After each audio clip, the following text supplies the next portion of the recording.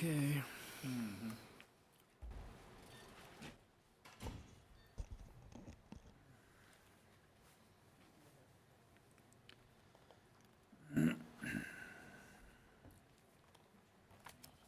Okay.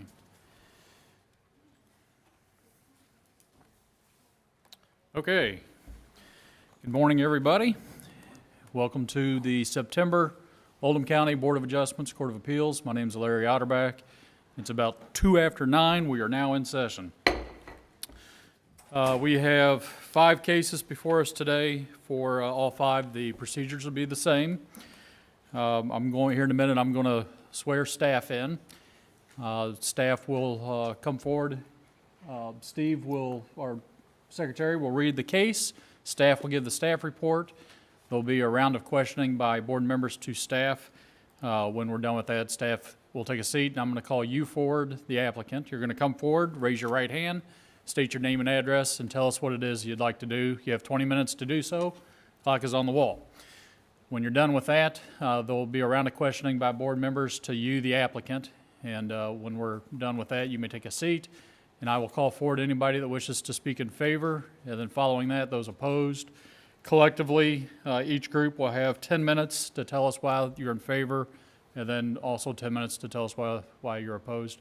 There'll probably be a round of questioning by board members to anybody in favor or opposed. And when we're done with that, you may take a seat. And then the board members, I'll open it up for any discussion or any questions for the board member to anybody in the audience.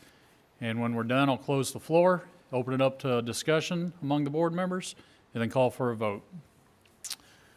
Cell phones, please make sure your cell phones are off or on vibrate. If you need to take a call, please excuse yourself from the courtroom. Take your call, but please make sure it's off or on vibrate when you come back in. Board members, make sure your mics are on. I think that's it. Steve, let's go ahead and swear staff in. Do you solemnly swear to tell the truth, the whole truth, and nothing but the truth? Thank you. Okay, Steve, you want to read the first one? Docket OC 17018. An application has been filed requesting a variance from section 250030 item B, total maximum floor area of accessory structures allowed for proposed accessory structure on property located at 2103 Foxtail Drive, LaGrange.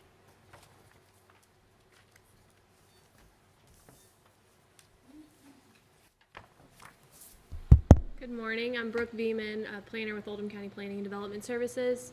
The applicant is requesting a floor area variance for proposed accessory structure on a property located in LaGrange. The property is zoned R2 and the acreage is just over an acre. This is an aerial view of the site. The property in question is circled in red. It's located off of Fox Trail Drive. And this is just a zoomed in view.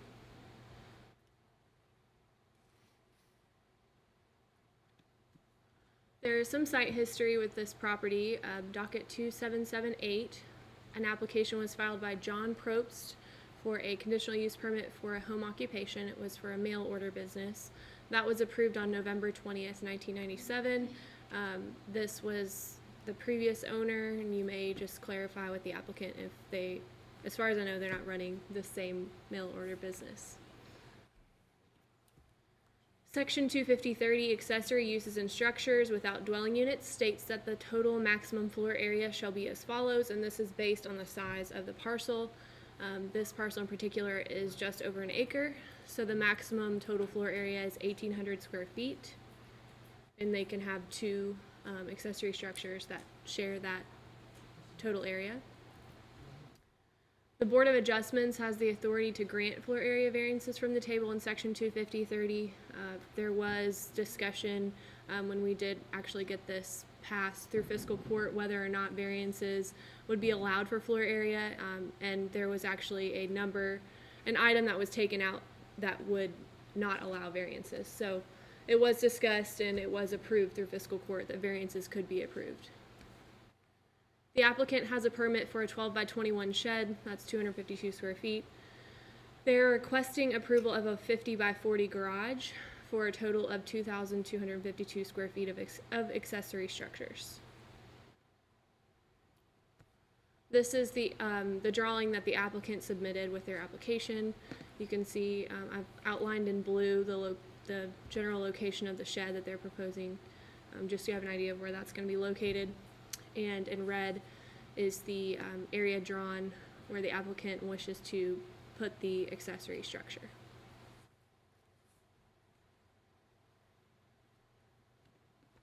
The applicant wants to use the garage to store his boat, classic cars, and lawn equipment.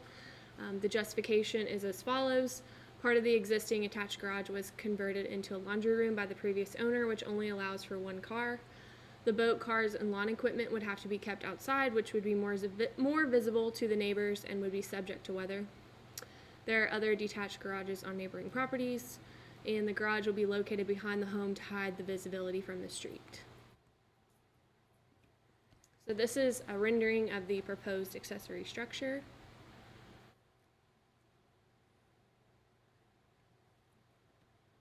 This is 2103 Fox Trail Drive.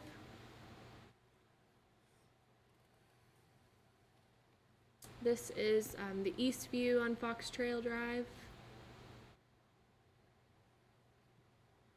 The adjoining property owner to the east, and I've circled that property in blue on the aerial map for orientation purposes.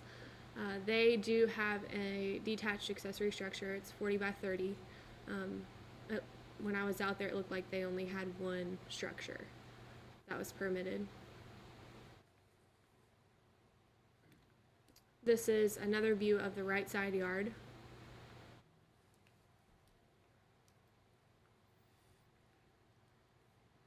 And just a deeper view of the right side yard, looking into the backyard. So if the general location, you may clarify with the applicant, but it looks to be, according to their proposed drawing, it looks to be, close to the rear off the driveway. Just another view of the right side yard. You can see the property stakes separating 2107 and 2103. This is the west view on Fox Trail Drive. This is the adjoining property to the west, 2101 Fox Trail Drive. And the left side yard, which will be the location of the proposed shed.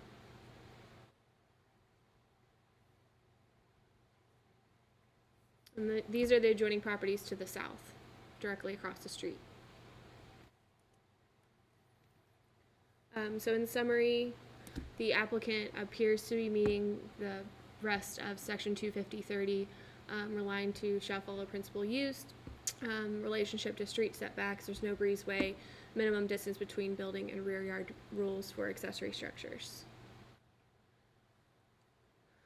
The permitted area of accessory structures for this property, just over an acre, is 1,800 square feet. The proposed area of accessory structures is 2,252 square feet, so the requested variance is 452 square feet. That's all I have. Good morning. Good morning. Could you go back one slide there, please? Yes.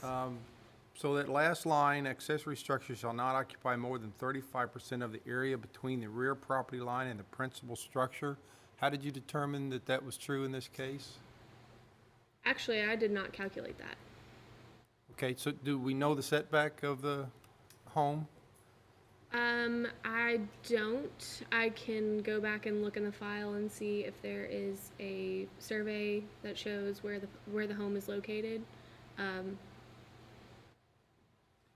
Okay. Yeah, I can go back and look at that. Do some sort of math on that. My second question is that you testified that the neighbor had a structure that was 40 by 30. Yes. How did we determine that? We being you, of course. I looked in the file, in the building permit file for this Okay. property, 2107, and it said that they had a building permit for a 40 by 30 Excellent. accessory structure. All right, thank you, Brooke.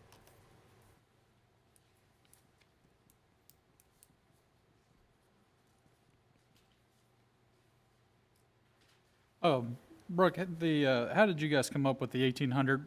The chart for total square footage on accessory structures? I was not involved in that. That was before I was here, so I know Amy was, Okay. or Jim may be able to give you some clarification.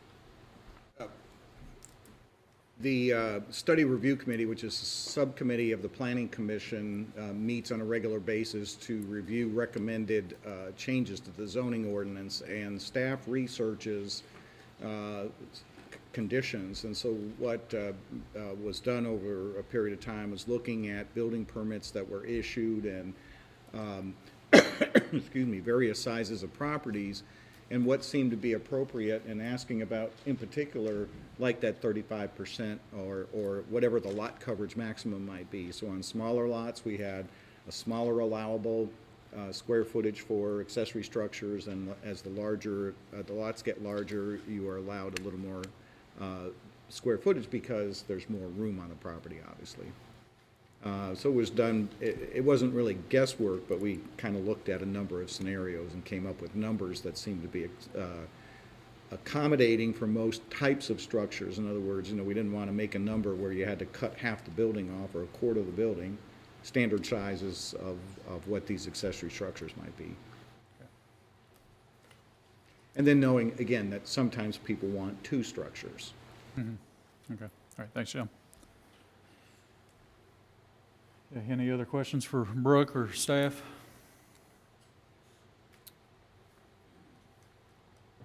Okay, if we can have the applicant come forward. Good morning. Good morning, gentlemen, ladies.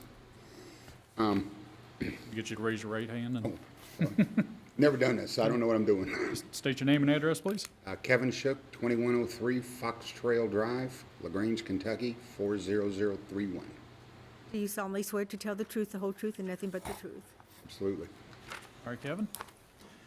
I have a couple of pictures, but I don't know how to put them up there. You can just set them down on the projector there. Brooke, he's putting pictures on the projector, on the, Maybe, if I can get them undone. I don't know if any of you share the passion of old cars. I have two of them. I tinker with them. We have a pontoon boat. In these pictures, you're going to see my old house on Courtney Drive. I built the same identical building that I was requesting. I didn't realize that planning and zoning and all the rules had changed. So when we bought this house, I was under the impression, okay, I'm going to build the same kind of building I had at our old house. And like I said, I was just kind of, it was, I don't know, stunning to me. I was like, what do you mean I can't do it? But anyways, everything I have right now is either in storage. I'm paying storage on 2 storage buildings for cars that are in there. I think that'll work. Let me turn it this way. As you can see from the photograph, right now, sitting behind my house, I've got 2 lawnmowers. I got a 4-wheeler. All the yard equipment is right up against the house. My enclosed car trailer is all the way back against the fence. The car on the car trailer is one that, right now, it's sitting out in the weather, rotting away. It needs to be in a building somewhere, but I can't afford another, $125 a month to put it into another storage unit. And that was one of my pictures. I was hoping you guys would pretty much understand what I've got going on out there. In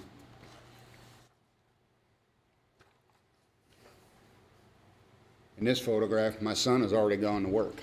Every day when I come in, there's 4 cars that are sitting in the driveway, not counting one in the garage. And in the house, it used to be a 2-car garage, but apparently the people before us took the laundry room out of the kitchen and put it right there in the garage. So right now, it's a 1-car garage, and if you can see in the picture, the Oldsmobile is all the way, it can't go in any further, and there's no room to the left. You can't put anything over there. Not even a car would fit. So, in essence, it's a 1-car garage. And that's why I was asking, I have, like I said, I have 5 vehicles. There's 4 sitting in the driveway. There's 2 in storage, 1 on a trailer. That's why I was asking for the variance, so that way I could have enough room to keep all of this stuff, 1, out of sight. That way it's not being a hindrance, and I didn't want it to look like a junkyard when people drove by. And if you look at the way my property was sitting, as you come around the corner, anybody coming from, like, let's just say my east side, they're gonna see everything sitting out behind the house, they're gonna see everything sitting in the backyard. You know, and the picture, like she said, was a rendering. You know, if you people allow it, then, you know, I'm gonna try to make it to where it matches the house. It'll have brick, it'll have vinyl, I mean, it'll look like a nice structure, it won't look like, you know, a $4,000 building. And pretty much that's all I have, I mean, Okay. Questions for Kevin? absolutely.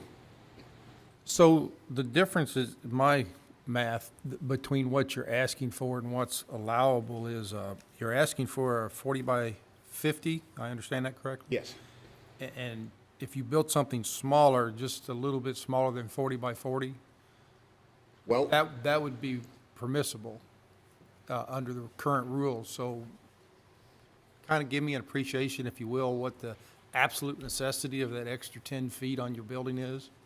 well, believe it or not, the reason that I was going even 40 is because if you work on old cars as I do, that's my passion. And I don't do it for people. I mean, this is not a business, you know, this is my hobby. But the old building that I built at my other house, I put my air compressor, blast cabinet, everything I wanted was in that 10-foot section. All my parts, all my nuts and bolts. That way it clears up the main shop, so you have room to walk around, move things. And it was nice, because if the compressor's running wide open, the door's shut, it's not bothering you, the neighbors can't hear it, you know. It was nice to be able to have everything back there and just close the door. And that's why I didn't, if I just went with a 40 by 40, then yeah, I'm gonna have a compressor sitting right out in the middle of the floor, or, you know, in one corner of the room. I'm gonna have, I wanted to be able to put a Challenger lift, so we can lift the vehicle up and I can work on the underneath of them and stuff like that. All these things take up space, you know, and my pontoon's 24 foot. By the time I get that in there, I have just enough room for my 5 by 10 trailer, but I'm not gonna be able to get 2 cars in there. If I can put a Challenger lift in there, then I can put one on the lift, raise it up, pull the other one underneath it. Pretty much, I mean, that's it. I mean, with equipment and everything I have, I just did not want it all in one room. Especially if you have a car that's nice and it's painted, you don't want, you know, particle dust from sanding or anything like that floating on it. So everything's usually done in that 10 by however long it is. But that's why I did it that way. It seemed to work best at my other house. Tried different scenarios and different ways of doing things, and that seemed to work the best for me.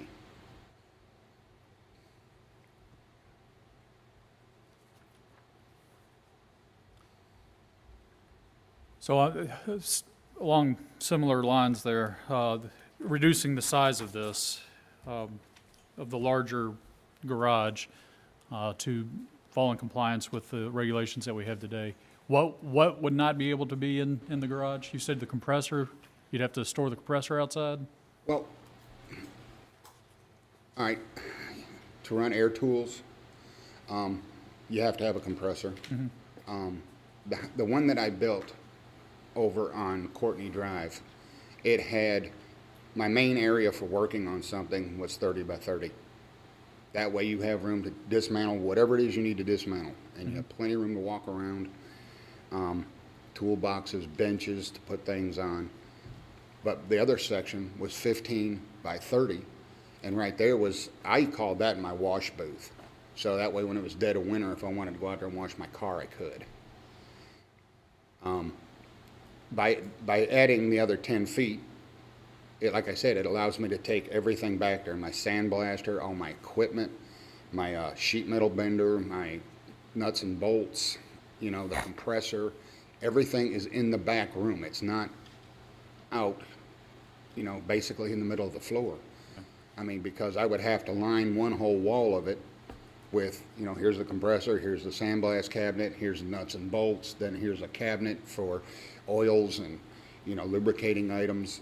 You know, then there's, you got, all of us have garden equipment and all that stuff. All that stuff's gonna be sitting right out there in the shop, and it's just not a place I would prefer to have it.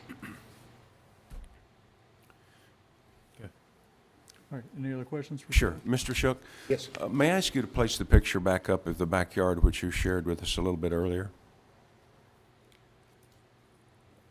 Do you mind identifying for me the things that you have sitting in your backyard currently?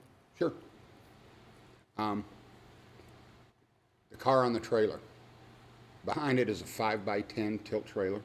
Say, I'm sorry, I can't hear It's a you. 5x10 tilt trailer, So, I mean, can you, the car sitting in the far back corner, is that right? right where my finger's touching. That's a little trailer.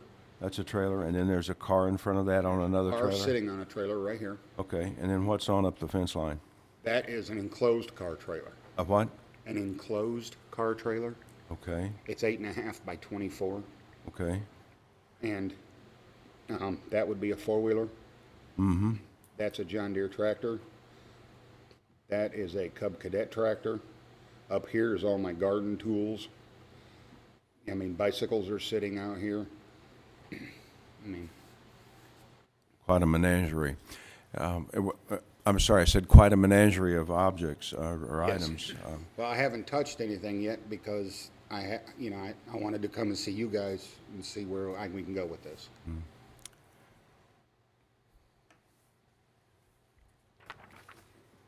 The enclosed car trailer, we just bought that, so that way when we moved in, we had a way to move everything. But it also serves as two purpose, because we like to take the cars to car shows. So now we have something to put them in while we're trailering them.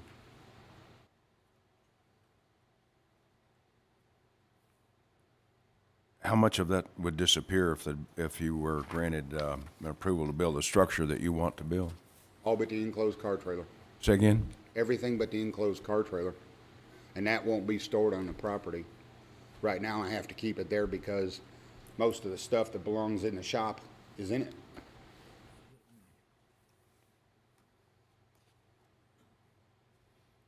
Thank you.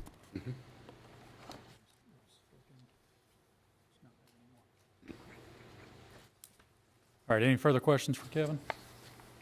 This business that you, is it a business No. in any capacity? No. Do you sell these cars once you fix them up? When I get fed up with them, after a period of time, some of them, yes. Unfortunately, I made a mistake of selling a 71 Cutlass convertible, which I can't get back, but I do have a Chevelle convertible, and that's one of the vehicles that's in storage. How many cars have you sold in the past 2 years? Oh, two. And one of them was just yesterday, was my van. Now, all the work you do are privately owned cars by you, correct? Oh, yes, absolutely. Yeah, I don't deal with the public. I don't want to work on nobody's stuff. I mean, I do help the neighbors if they have a headlight out or, you know, bicycle brakes, stuff like that. But no, absolutely no You would business not at call all. this a restoration business No. to sell cars? No, this is just my own personal use. I just wanted to ask those questions under testimony. Yes, absolutely. Okay, further questions? Thank you. Okay, is there anybody here wishing to speak in favor of the applicant? Yes, ma'am. That's fine. Come on forward. You can raise your right hand, state your name and address.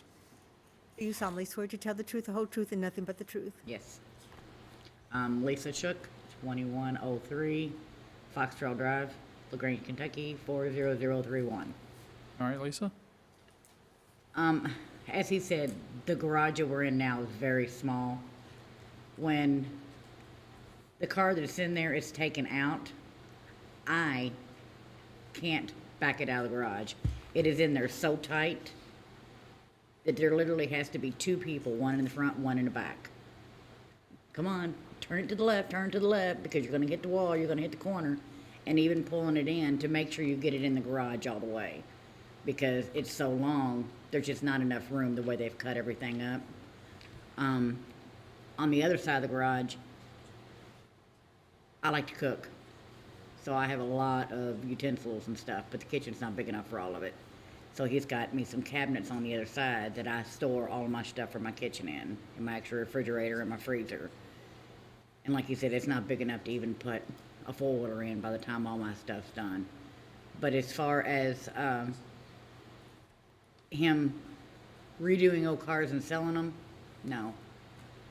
Working on our cars is about all I can handle.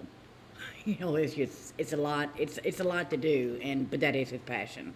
He loves to tear them down, get them looking great, and then we take them out driving, and that's what we do in our spare time, is we just drive around and not necessarily go to shows, but just cruise. I mean, at our age, it's like kids are almost grown, so, I mean, he just needs room to tinker and to put things out of the way so that we're not falling over it when we go in. So, because now it's like if the rake is setting up and you touch it, it falls, it's going to fall on something, and something's going to get broke. So we're just trying to make it a little more user-friendly for us. Like I said, it'll be nice and neat to where when people drive by, it doesn't look like it's just been thrown up there. Because that's where we plan on staying, and we want it to look nice. Okay. Thank you, Lisa. Any questions for Lisa? Okay. Anybody else wishing to speak in favor? Opposed? Okay. Any final statements?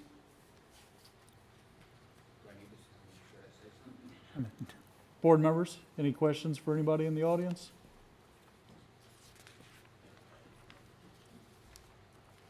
Amy went and measured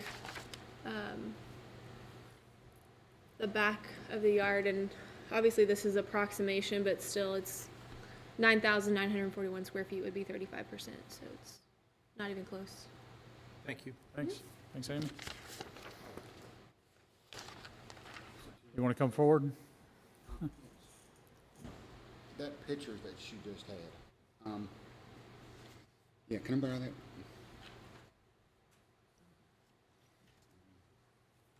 Guess it goes this way. Like she was saying, it's 9,000 square feet. That's 9,000 and something in the back.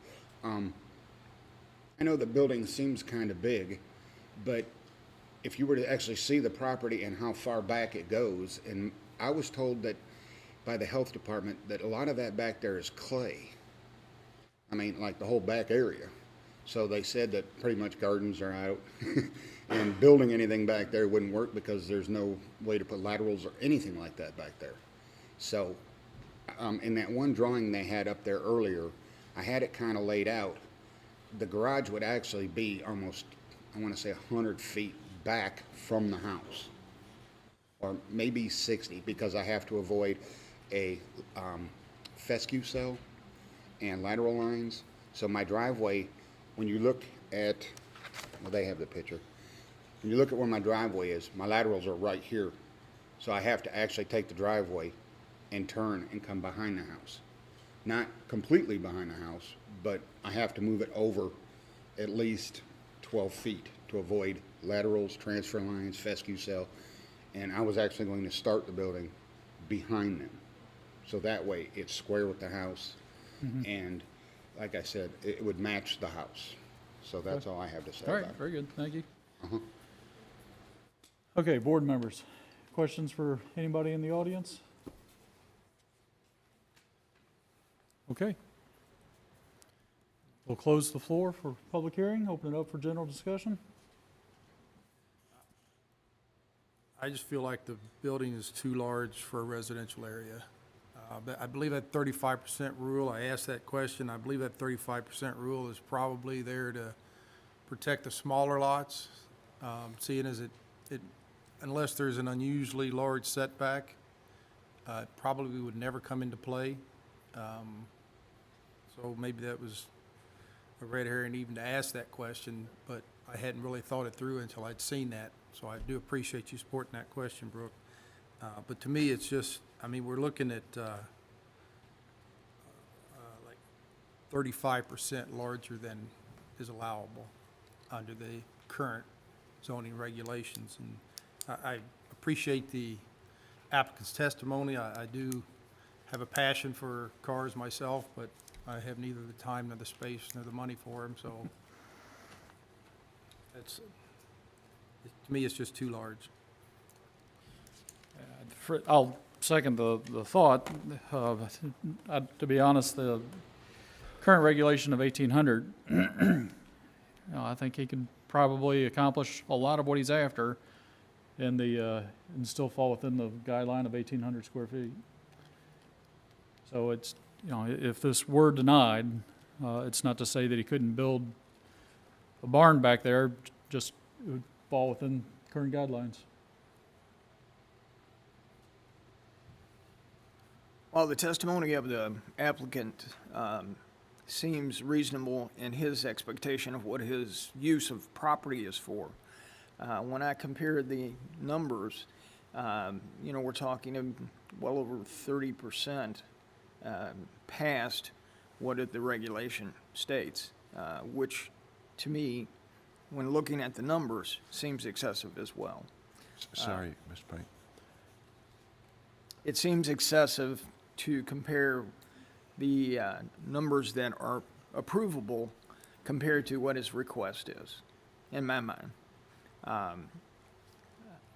The applicant's request is reasonable because of what his particular needs are to him, but we have to think about the overall good of the area, how the use of the area is done for everyone, not just one specific person.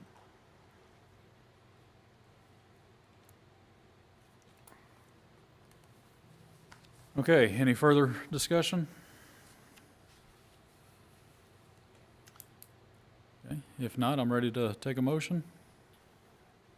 Mr. Chairman, in the matter of docket OC 17018, I move to deny the variance because it will alter the essential character of the general vicinity, because the proposed structure is not appropriate, beg your pardon, the proposed structure size is not appropriate for a residential community.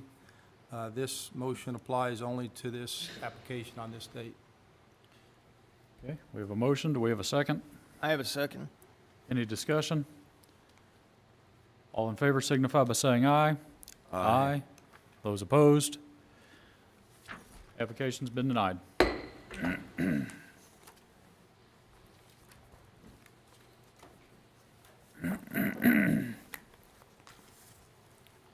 Okay, Stephen, you want to read the second one? Yes. Docket OC 17019, an application has been filed requesting a rear yard setback variance for an existing structure on property located at 6405 Highway 329, Crestwood. Okay, good morning, Brooke Beeman, planner with Oldham County Planning and Development Services.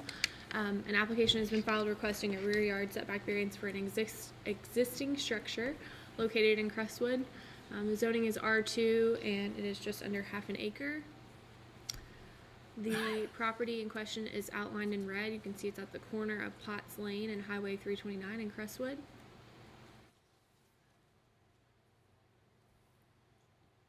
And this is a zoomed in view. As we've discussed in the past, the parcel lines that you see are approximations. They're pretty close to what, for the most part, pretty close to what a normal parcel line would be. But this one is quite off. As you can tell, that red line runs through the garage there, and we do have a survey, so you should be able to get a better view of what the property lines actually look like. But just drawing on this screen is more like this, because this is the drive that serves 6233. I just wanted to point that out. And I assume the same with the drive there. Yeah, this drive serves 6405, so that's more like the existing property lines. The house was built in 1960 and there's no building permit for the addition. The minimum rear yard setback in R2 is 25 feet and the addition is 10.7 feet from the property line. So this is the survey that was done as a part of this request. So it was done in 2017. The addition, and you can see in the photos, it's more clear, but the addition we think is this back piece. That was added onto the house. And we don't have a building permit for it, so we don't know, when it was built. The guess by the applicant was in the 70s, but we don't have a building permit, so we can't tell you exactly how large it is and exactly when it was built. The applicant is not the original homeowner and found the need for the variance after purchasing the property. The applicant wants the variance to eliminate any future issues with financing or the sale of the property. The justification statement states that the variance should be approved because the removal of the addition is cost prohibitive. There are no recorded concerns or complaints about the addition, and it will not negatively affect the character of the neighborhood. So this is 6405 Highway 329. You can kind of see the addition to the house in the back.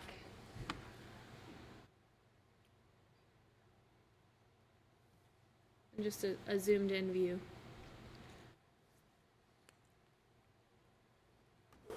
This is the adjoining property to the west, 6407 Highway 329.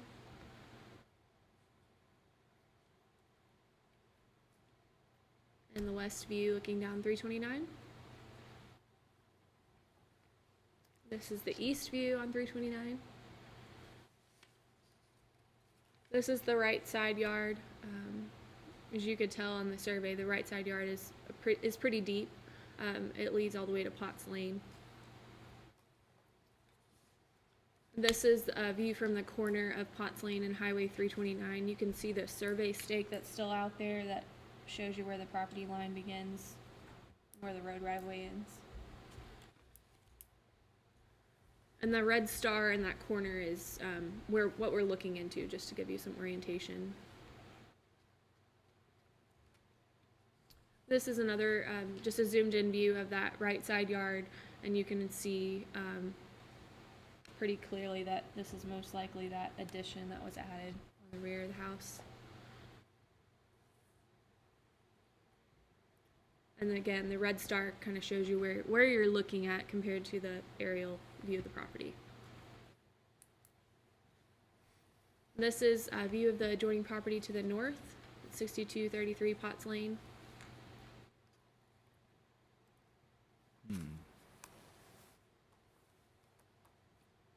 And the adjoining property to the south, which is 6408 Highway 329. It's a commercial property. So in summary, the applicant is requesting a rear yard setback variance from section 6040. The minimum required rear yard is 25 feet. The existing setback is 10.7 feet, so the requested variance is 14.3 feet. That's all I have. Questions? Thank you, Brooke. So I had emailed a question concerning how KRS 100.253 affected this, and I just want to make sure I understand the answer to that. I did get your answer, and I appreciate that. So for the purposes of this law, and maybe... You might want to read it just for... I'm going to read the benefit of relevant everybody. part first that I'm asking the question about, and that's the title is Existing Non-Conforming Use. Okay, so my first question is, is it referring to this sort of situation when it says non-conforming, or is non-conforming refer to something else? Typically in Oldham County, we consider non-conforming to be something that was built or a use was established before a certain zoning or requirement was established. So, or for example, we used to have tiered zoning, which would allow basically an I-2. If you think about the highest use, they would all be in I-2. You could do residential in I-2. So we do have some residential homes in I-2 zoning. Now we don't have tiered zoning. We don't allow residential uses in I-2. But those existing uses that were allowed under tiered zoning, we still allow. We consider those non-conforming. So that comes to the lay term, if you will, grandfather that was there before. Correct. It's not fair to go back and make them tear it down Yes. after the fact. Okay, so I may come back to that. My Second question then is that there is no permit for this. There, you can find no permit. Right. And I want to get at why that's true. Is this because it was built so far in the past, perhaps, that those records aren't kept? Or We is have- it some other reason? We have a building permit for the house. Yes. We just don't, and the house was built in the 60s. We just don't have a permit for the addition. We have a new permitting system, and we've had some issues with scanning and things, so it's possible that the building permit for the addition was lost. We just don't have that on file. We don't have one, so we don't know whether or not that was true. Right, so we don't know, We have no record of it. we don't know that there wasn't a building permit, we just can't say that there is a building. Correct. Okay, so, with that in mind, then, we can't really say when the addition was put in place. We can ask the applicant about Correct. that.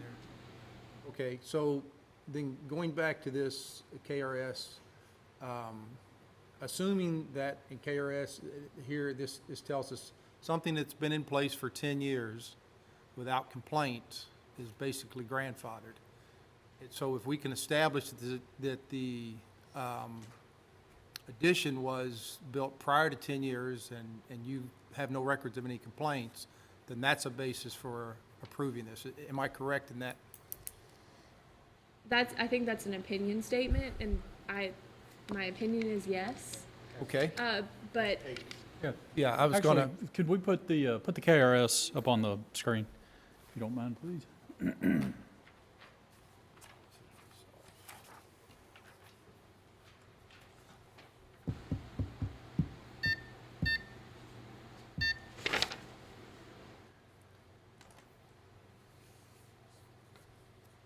So he's talking about number 2. it's Right. 3, actually. Oh, 3, okay. Any use which has existed illegally and does not conform to the provisions of the zoning regulations and has been in continuous existence for a period of 10 years, and which has not been the subject of any adverse order or other adverse action by the administrative official during said period, shall be deemed a non-conforming use. So, I'll wait for Tate. The problem is, you don't know. I'm sorry. You don't really have any definitive evidence when this structure was placed there. And without the, I mean, so you're just gonna speculate one way or the other at this point with what you have available to determine whether it's been there for 10 years or since 1960 even. So Yeah, so we can. my we- position would be that it's a non-conforming use, and it could have very well been built when the house was built. And the only way that I would think that we would know otherwise would be to have the former owners here, and/or the current owners, if they applied for a mortgage. Very often, the mortgage companies come out and they ask for a house spot, and they'll ask for, we don't know any of that. And so at this point, I think you have every right to prove based on the non-conforming use. If that's where you're hung up, I'm not really. Well, my specific question then is this law, if we can establish those facts, a basis for approving this? Well, certainly, if you can show that it's been there for more than 10 years, it's non-conforming, and it's grandfathered. If it's been there for less than, yeah, if it's okay if it's been there for at least 10 years. Okay. But we don't have any way to establish otherwise at this point, one Okay. way or the other. So I think you give the benefit of the doubt. Thank you, sir. Thank Any you. further questions for Brooke? Thank you, Brooke. Okay, if we can have the applicant come forward. Morning. Morning. You can raise your right hand, state your name and address. Brenda Bishop, 1505 Lakeshore Circle, Crestwood, Kentucky. Excuse me. We have a technicality here. We need their counsel present to handle the presentation. All right. Let me swear. Okay, Do you solemnly I'm swear to Beach tell the Craig truth, the Long. whole truth, and nothing but the truth? yes. Thank you. All right. Beach. Okay, I'm Beach Craig now. This is a multi-member LLC, so they need to be represented by counsel, so.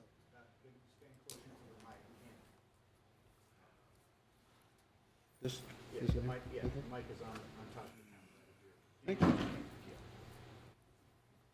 You don't want to miss a single word of me. That's right. To answer, I think it's a pretty straightforward. I got, it's a 14.7-foot variance that we're asking for. Answers to your questions, sir, are the house addition, they can tell you this, but I can also say what they're going to say is it was built in the 70s. The previous owner has dementia, so it would be very difficult to establish that. So we're willing to just go forward with the actual Board of Adjustments standards for a variance. Because I think it'd be easier to do that than try to prove that it's 10 years older. We really don't have any hard evidence of that today, and kind of like to get it done. At this point, I mean, I'm not going to testify, so I'll ask the owners to come up and give us the how they came to acquire this property. Their goal is to they're flipping it, they're fixing it up, and they're going to sell it. So they're trying to have marketable title to the property so it can be sold. So they don't want to have a encumbrance by virtue of a potential setback violation. So go ahead. Hi. Yes. Now you can get sworn in. She already did it. I started this business 5 years ago, and it's a labor of love. I'm not getting rich. But that room, that addition on that house makes that house. That would be a great family home for somebody. And when I do a house, I do safety, safety, safety, safety. So everything that would be done in this house will be just perfect for somebody and a family. And it's a passion. It's not a job for me. My husband will tell you I'm neurotic. I work 16 hours a day. And I just think taking this away would be more of a hindrance to the neighborhood because tearing the building down. And I think it would be more, I don't think it would be a better house without it, for lack of a better word. So that's pretty much it. So, everybody wants to do the right thing here, and I'm trying to make this easy. And so how long have you been renovating homes? 5 years. 5 years? And now I work for other people. This is 5 years by myself. Okay, that's fine.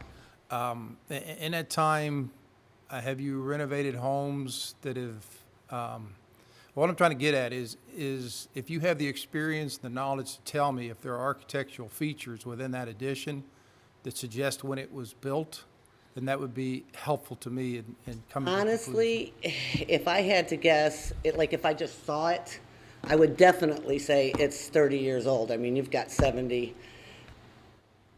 attire in there, the puke yellow, the 70s groovy stuff, But the daughter had told me it's been there for over 40 years. But I can't prove that. Okay, but that's your testimony that, to your knowledge, to your experience, it appears to have been at least 30 years old, and you've been told it's at least 40 years old. Yes, sir. Thank you. Anything else? Me. Any other questions from Brenda? Thank you very much. Thank you. I've got one other question for Brooke, if you can come back. Brooke, what about the garage? Does that fall in compliance, or? Yes, yeah, we can go back to the survey so you can see.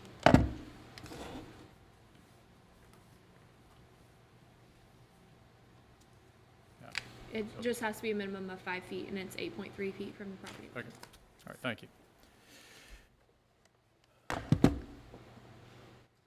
Beach, did you have anything else? Yeah, I was just on this diagram we have here, I just wanted to point out that the property behind them is owned by Mr.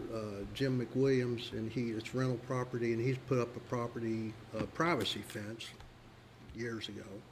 So he's not complaining about it. He better not, because his house is right on the line, or his garage.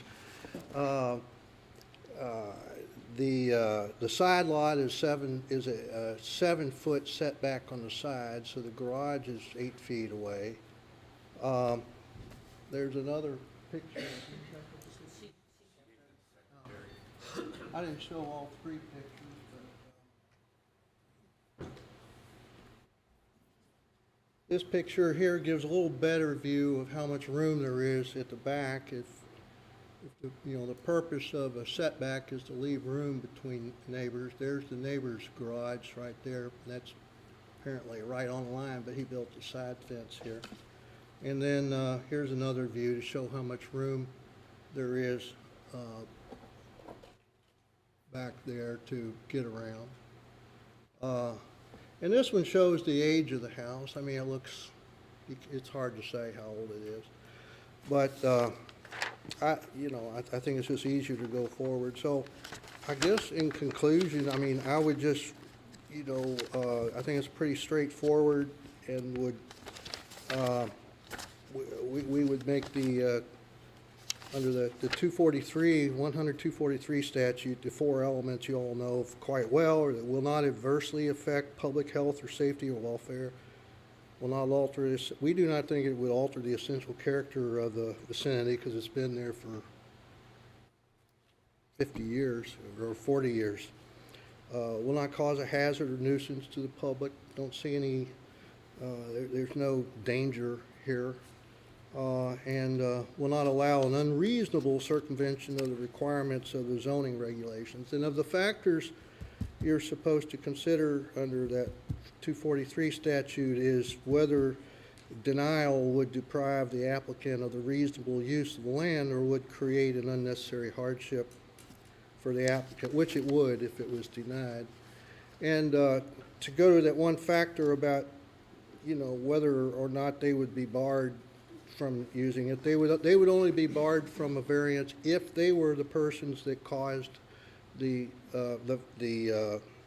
encroachment of the standard, and they didn't. It was two people back that did it, so that would not apply there. So if you have any other questions, be glad to take them, and otherwise, I'll sit down. Any other questions? Thanks, Beach. Is there anybody here wishing to speak in favor? Opposed? Board members, any questions for anybody? Okay, we'll close the floor and open it up for general discussion. I think it's pretty clear it's been there for more than 10 years, and that KRS applies, and that's sufficient grounds to find in favor of this. My only caution there is we don't know that it's been there more than 10 years. It's been testified, through testimony that it's thought to have been here longer than 10 years. I understand what you're saying there, Larry. The person is experienced in the decor. I mean, I don't wish to testify myself, but I understand. I'm relying on the individual's experience, the applicant's experience. I feel comfortable in concluding it's been there for at least 10 years, probably closer to 30. Okay. Any other discussion?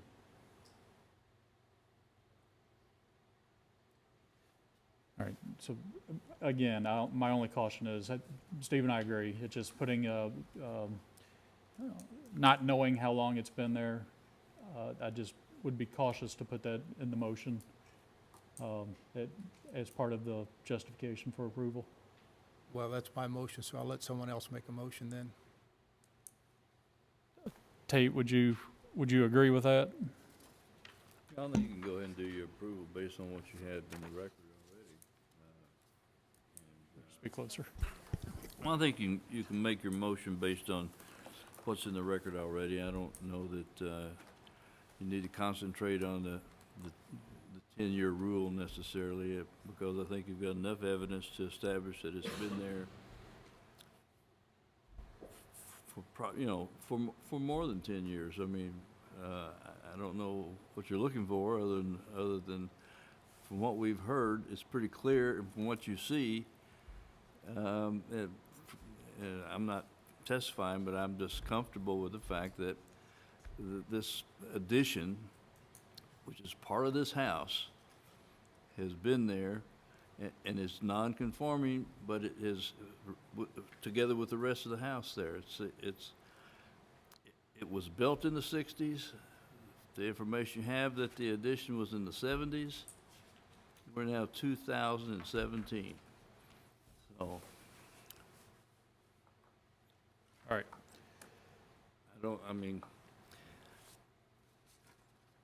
What you want and what you feel is between the two of you. I just think if you're looking for some issue on approval, I think you can approve it based on what you've heard and leave it at that. But Again, I think, my comments are that, based on testimony, we can give an approximate age of the house, and it is believed to be an approximate age of the addition. I'm comfortable with that line. Larry, I'd like to make a motion if I can. All right. Docket OC 17019. I would like to move to approve the variance because it will not adversely affect the public health, safety, and welfare, will not alter the essential character of the general facility, will not cause a hazard or nuisance to the public, and will not allow an unreasonable circumvention of the requirements of the zoning. The strict application of the provisions of the regulations would deprive the applicant of the reasonable use of the land and would create an unnecessary hardship on the applicant.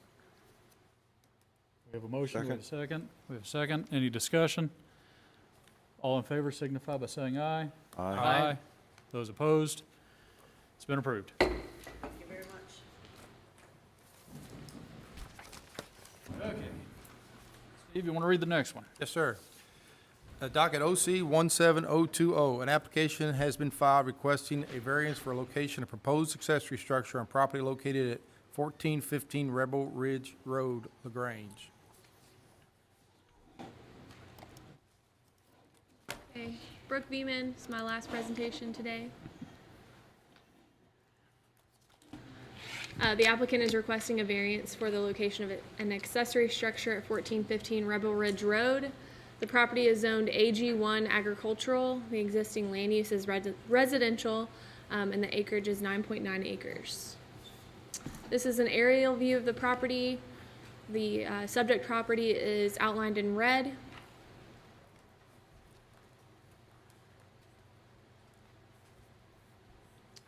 And a zoomed in view of the subject property. And again, these aerials are a little dated. They're not 2017. So, and I'm getting ahead of myself. This is a structure and drive view, so you can see there's only one single-family structure and a drive on the property.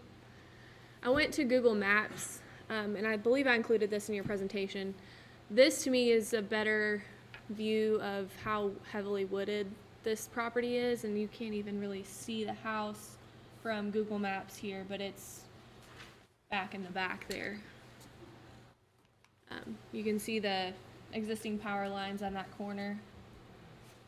So that's the general location of this property. It's to me more heavily wooded on Google Maps view than this aptly shows.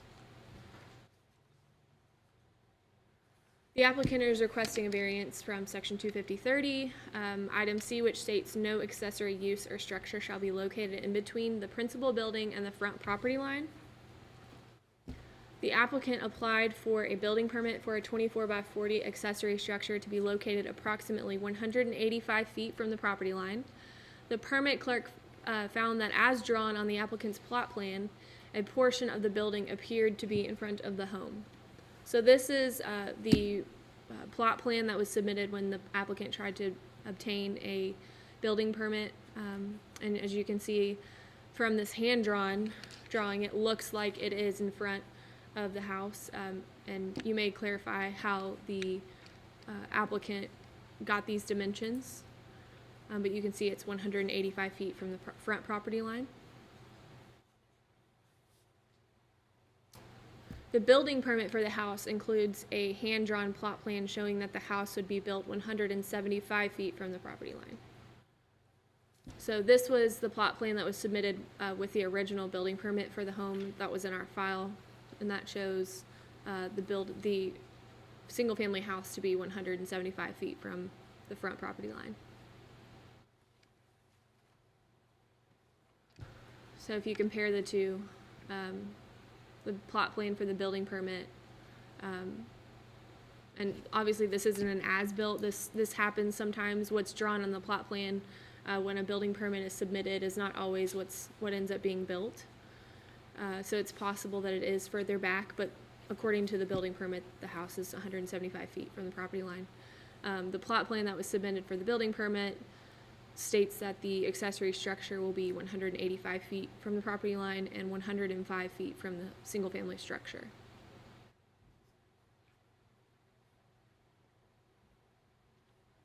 This is the proposed rendering of the accessory structure.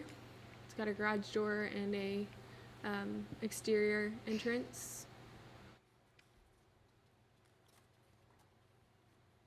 The applicant's justification states that the natural contours of the land and the existing trees limit the placement of the structure to the proposed location on the property.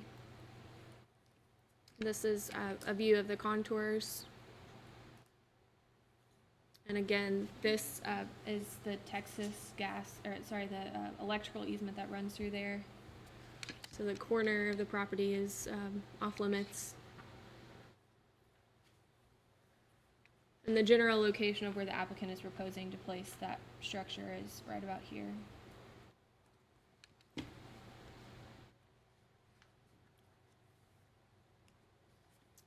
This is 1415 Rebel Ridge Road. I'm standing in the middle of Rebel Ridge Road to get this picture. You can see the house back in the background, just faintly. Just a zoomed in view. This is the west view on Rebel Ridge Road. Again, another view of the west. This is the east view on Rebel Ridge Road. And this is the south, so the adjoining property owner across the street. So in summary, the applicant is requesting a variance to allow the placement of an accessory structure in front of the primary structure. That's all I have. Okay. Questions for Brooke? Brooke, I have a couple. Go back, yeah, right there. That one's fine. This one? Either one. Sorry.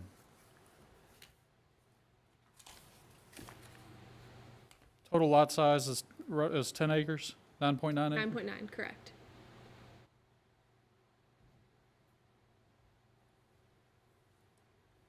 Okay.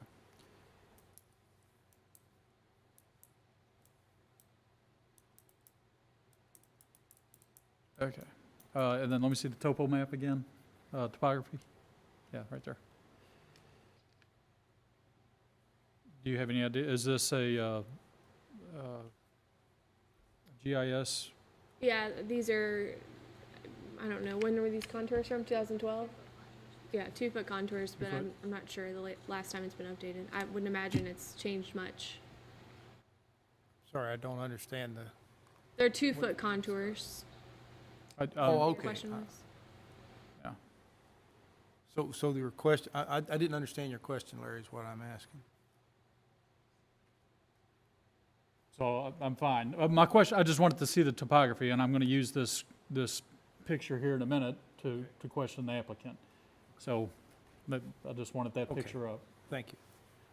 Might have dozed off there. Brooke, let me ask one other question, and I don't know if you can do it, but you showed the dimensions or the original request, which for the building site, which showed the house being X number of feet from the front, and X number of feet from the back?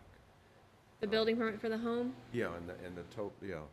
So the total property dimensions from front to back are 220, I'm sorry, 175, and is that 278 or 228 that's written in there? Are you talking about the rear? Yes. That's a measurement that was submitted with the original building permit application. Okay, but, They said that it would be, the rear of the home would be 278 feet from the rear property line. so supposedly it was built 175 feet from the front property line and 278 feet from the rear property line. Yes. Okay. Again, this isn't an as-built, but it was what was submitted with the building permit. Okay, and would you go back to the original, the shot that you had on just there before that? Yes, okay, thank you. So, once again, making you go back to the previous drawing, if you would, please. This shows a difference in placement and orientation of the house. And you're just presenting the drawings you received? Yes. Is that correct? So we can ask the applicant about that? Yeah. Yeah, you may just, I don't know if he was the original owner. I don't know if he knows the history. So you may just reserve those questions for But him. on the topo, it looks like that the drawing on the left here is correct, or more correct at least. We can ask the applicant here in a second.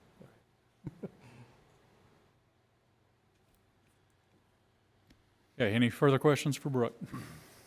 Thank you. All right, if we can have the applicant come forward. Morning. You can state your name and address. Thomas P. Fuller, 1415 Rebel Ridge Road. Hey, Thomas. Raise your right hand. Yes. Do you solemnly swear to tell the truth, the whole truth, and nothing but the truth? Okay. If you can tell us what it is you're trying to do and I want to build a building. I've been trying to build one for 20-some years, and I had a spot picked out. If I'd have built it 20 years ago, I wouldn't be here. But where you see the driveway that hooks to the left, that's where the building goes. I had that place saved for a long time. And the rest of the land, what you see, it is the best spot. I mean, I can't change where I want to put it. It just happens to be more in front of the house in relationship to the road. Simple as that. Now, everything is wooded. You can't see it. You can't see my house from the road. You won't be able to see the building from the road except for in the winter. Maybe. So that's where I want to put it. Okay. With your blessings, I will. all right, questions for Thomas? Thomas, I've got a couple of questions. Okay. Brooke, can you go back to the previous slide? I have questions on that too now. That one. Thomas, can you clarify, first of all, are we looking at the shot? Is this Yeah. what you're proposing? Yeah, yeah. And are you proposing 185 feet from the road? Is that correct? Best as I can calculate, because the way the land is, the trees, you can't put a tape measure to it. Yeah. So I paced it off 3 or 4 times. And sometimes you get where the angle of the road is in the building, you might pacing the exact thing, so I think I'm close. Okay. I mean, I tried to be. And you've just stated that you cannot see this property from the road, possibly in the winter, but, Right, yeah, all right, Brooke, if you can go back to the topo. yeah, that's a good one. So you had indicated that the little jut out of the driveway you built Yes, a while back, and you did that for the purpose of building absolutely. the building there 20 Absolutely. years ago or whatever. More. So what about the little jut out right there? Just, That is the parking part, okay, and I can't build there anyway. all right. What you don't see on there is another easement, electrical easement, that almost cuts diagonally across the property. So I had to keep my house behind that, or way in front of it. So that's why the house is where it is. Do you know where that easement is? It cuts right across the driveway that juts to the right. Excuse It would me. be almost on top of that, maybe slightly closer to the road. Can you use your finger just to draw on the screen there to? Oh, it would probably come right across here. Maybe a little more up here. Okay, thank you. That's the power line that serves electric for everybody through there. So I'm gonna keep that line up, and then we have that, Correct. which is the electric line. Yes. Okay, so those are the easements. Yes. You're wanting to build Right? close to there. No, Oops. Hang- right in this area, right? Okay, Well, no, that's not it. Hang on, It's let me- it's let right me- where that driveway extends. all right. The topo is showing. You can see the clearing. Yeah, so the topo's showing that there's a lot of land that's behind here and also away from the easements. And Yeah. I'm talking specifically that whole area there Yes? looks to be buildable, All my lateral fields are there. all the laterals. Mr. Fuller, Yes. am I interrupting you? No, go ahead. Okay. Are you the original owner? Did you build the home? I built it, yes. Okay. And so when you built the home, you extended the driveway to the left, as I look going from front to back. You built a Yes? parking pad, I will call it, Yes. to the right there where the easement runs through. Mhm. And you came back and, does the home have a garage? Nope, not yet. Okay. Well, I'm not building a garage, but, But there's no garage in the home, the main, No. the main home is? No. Okay, so the area that was extended to the left, where the driveway juts out, and we see the contour line there, that's actually where you extended the drive when the home was originally built? I'm not following your line of questioning. Okay, let me. This area right here. Yeah, the one that goes all the furthest. Yeah, there's one that goes further, one that goes to the left. That's what, yeah, that's a turnaround, and that's where I was gonna extend it to build my building. Okay, and you built that concrete driveway that way when it was? It's gravel. It's not Gravel, concrete. okay, well, you It's only built the gravel driveway that way? Yeah, I built it purposely. Thank you. I mean, I have put a lot of thought in this, as all my projects do. I put a little thought in it for the future, and I'd always had this plan. I didn't plan to be here for it, though. Even the old building inspector said, hey, you got no problems building here. Let me know when you get started. We got no problems. But that was a long time ago.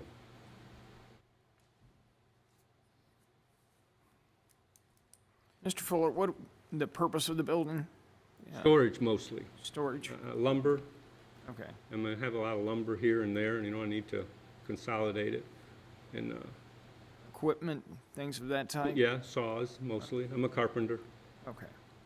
So you work from your home or Not usually. not usually? No. Okay.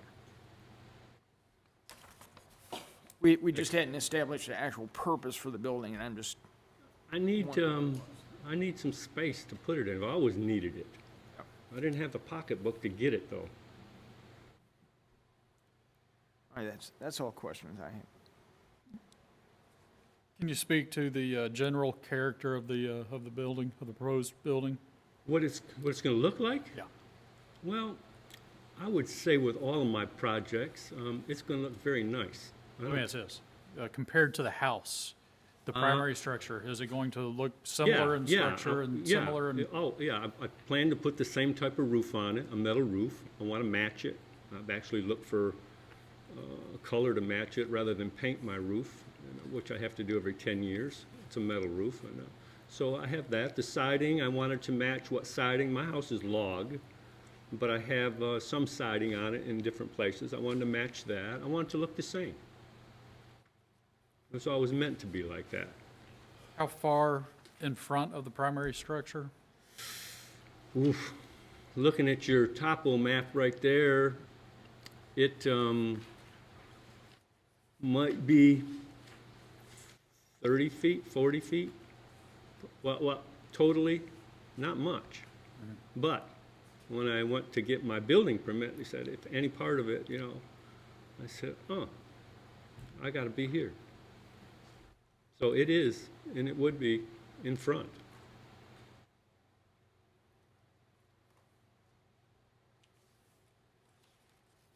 So you think it might be as much as 40 feet in front of the house? Is that what you're saying?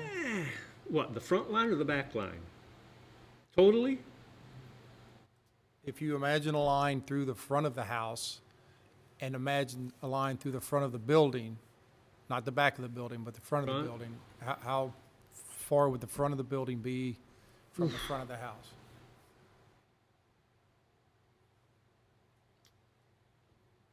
I'm gonna stay with 35, 40 feet, 40 feet probably. It's hard to say. You want me to say less or more? Just want you to tell the truth. I'm gonna stay with 40 then. I'm going to, so the front of the house parallel to the road, Somewhat, yes. hang on, is going to be, I'm off. But you're going to get my gist here. So that's parallel to the road. Yes, Anything in front of that is in front of the house. I know I'm off a little bit. right. You're telling me that everything behind the house is lateral fields. You're telling me that you cannot build that house or the proposed structure, Not in any of that clearing, you say no, that's all lateral, all lateral. yes. The exception would be that very, very bottom, maybe the last contour line, the two wide contour lines you saw there, that's still lateral, the very last one, that's about where they end. Could you draw those on there? You point Could on I the draw screen. them on there? Yeah, the approximate Put a dot on the area of screen. the lateral lines? Let's see, lateral lines are here, back to here, they come back in, and anything to the left of that biggest dot probably would not be lateral. Coming back further, they still come into there, those would still be laterals, and all that area is where my laterals go. So anything I had to get, in that because, section, you're saying is outside the laterals. correct, but that's getting a little wet down there. I mean, it's starting to go downhill from there, yeah. Could you help me? With a lot of work. I mean, I've done a lot of excavating, and yeah, with a lot of work and a lot of expense, sure you could build a building there. Could you help me to understand the character of the neighborhood in general? Your property is sure, zoned sure. agriculture. Sure. Are there other properties with other buildings, and how are they situated? Okay, the building behind me, which I helped build years ago and started, is a nice building directly behind. It's been resold, the guy owns it. He has a good amount of acreage still. To the left is the Smith Farm, going down Rebel Ridge. It's a big farm. They have it, thank you. The Smith Farm, they have a lot of acreage. Across the road, probably Gladys Proctor's old farm, and I think her grandson has it now. And he has a big chunk of land, and he has it, it's a playground for him. He likes to come out there, hunt, and bring his kids. To the right is the subdivision that went in, I can't say how many years ago, but that's divided up, and there are 3 houses in there, I believe. And probably no more will be built in there because the one property owner bought up a bunch. He didn't want any more neighbors. And mostly rural. Farmer people that live out there tend to stay to themselves. They got a bigger chunk of land. It's, Do any of those properties have accessory structures in front of the main house?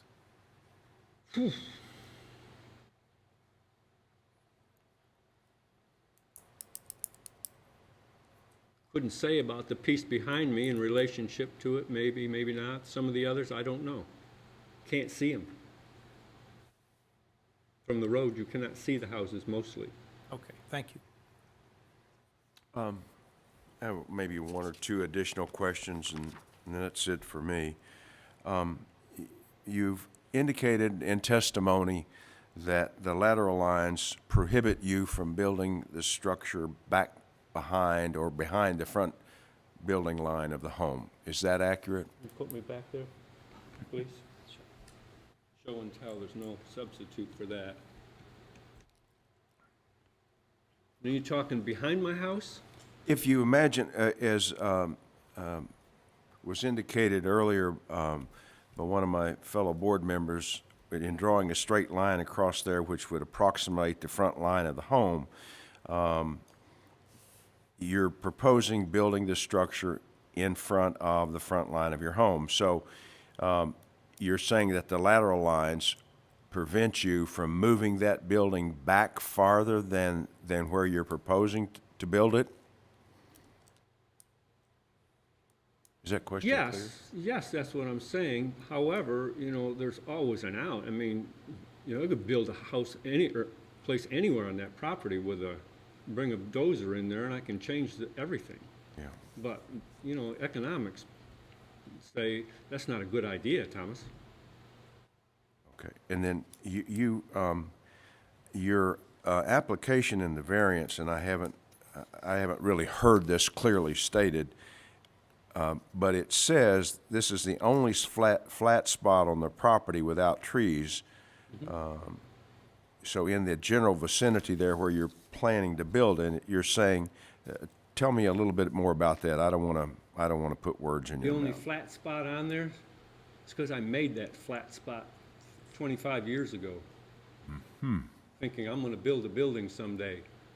I recontoured that slightly when I built the house. I had this plan all along. It seemed like looking at everything I had there, this would be a good spot.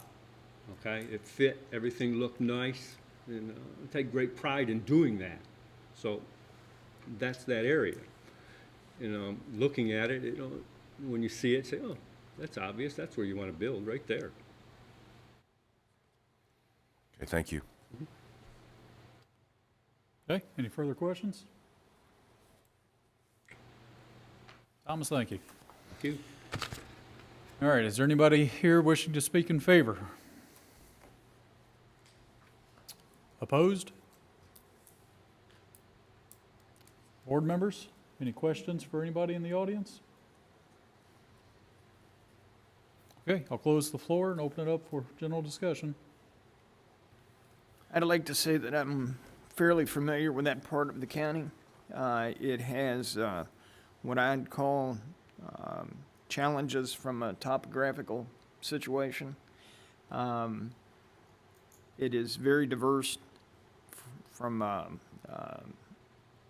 building standpoint, and I think from the testimony we've heard today, this gentleman has thought out this specific location well in advance of building the building over a 20-plus year period.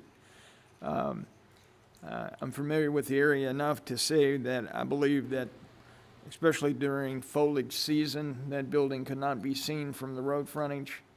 And based on the testimony today and my specific knowledge of the area, I would have no problem approving this.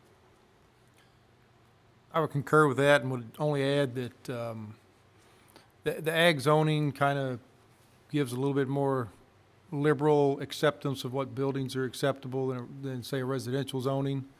So that factor, in addition to what you said, I agree.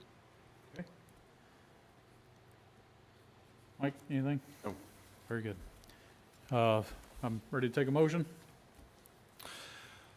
Mr. Chairman, in the matter of OC 017020, I move to approve a variance of 40 feet because it will not adversely affect the public health, safety, or welfare, will not alter the essential character of the general vicinity, will not cause a hazard or nuisance to the public, and will not allow an unreasonable circumvention of the requirements of the zoning regulations because of testimony regarding the property size, agricultural zoning, and the dense vegetative screen. This applies only to the case presented before us today. Okay, Second? any discussion? All in favor signify by saying aye. Aye. Those opposed? It's been approved.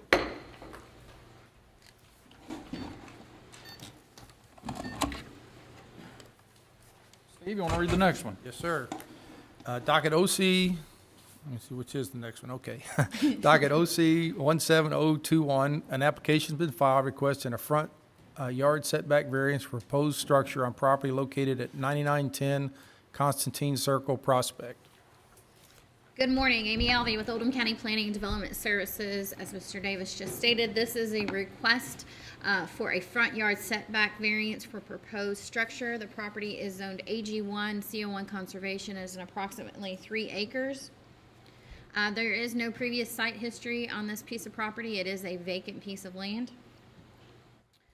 This is an aerial view of the property. This is Constantine Circle that comes around, and the subject property is highlighted in red. The applicant applied for and was granted a building permit for a single-family home on August 15th of 2017. Upon further review of the site plan, it was found that the home was only 40 feet from the property line rather than 90 feet as it appeared on the building permit application. So this is the building permit application. When our clerk took that in, she looked at it and assumed that it said 90 feet. And in this zoning district, the required front setback is 50. So she processed the permit as requested. And then upon further review of the site plan, it looks like it is listed as 40 on the site plan. So she called the applicant and asked for clarification. Staff advised the applicant that the home would have to be moved back 10 feet to meet the 50-foot front setback, or they could apply for a variance. The applicant was also informed that if a variance was requested, staff would require a surveyed plot plan to ensure the accurate request would be made. A survey was performed, and the proposed house is approximately 23 feet from the front property line, requiring a 27-foot front yard setback variance request. The foundation is 31 feet from the property line, but the home has an 8-foot wide, or deep, should I say, roofed front porch along the front of it, which must also meet the required setback. This is the survey that was performed for the site plan that shows that the entire structure is 23 feet from the front property line. This is just a zoomed in version that shows it's 23 feet to the front porch.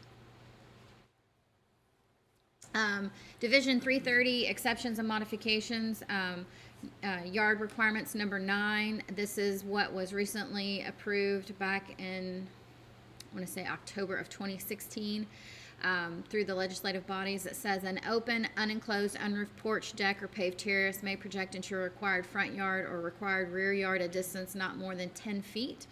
Roofed entry porches not exceeding 50 square feet in coverage area and not projecting more than 5 feet from the structure shall be allowed. So this is an example of what would be allowed to encroach into the front yard setback. And then this shows when you have a continuation of the roof structure along the whole front, that must be behind the required setback. This is the elevations that was submitted with the building permit application, and you can see the front porch there. And then you can also see the rear of the home and stuff that has a rear deck on it as well. The applicant has stated that the property has 2 separate drainage areas that feed into a creek. One drainage area runs through the middle of the property, limiting the setback of the home. That is stated in the applicant's justification statement. So these are the 2 areas highlighted there in green that were marked on the survey as the drainage areas. This is a north view on Constantine Circle. This is the applicant's driveway here. This is a south view. And then this is an east adjoining property across the street from the drive area. This is the drainage area, we'll call it to the north. That was the skinny green line on the survey. That shows this drainage area along through there. This is just another view, so you can see that this is the top, and then it goes down through there. So you can. This is looking into the site from that drainage area over. You'll see the silt fence and everything on that side. This is the septic area. This was a fill and wait lot that was done, and the applicant will speak more to that in their presentation. What did you say it was? Fill and wait, where you bring topsoil in.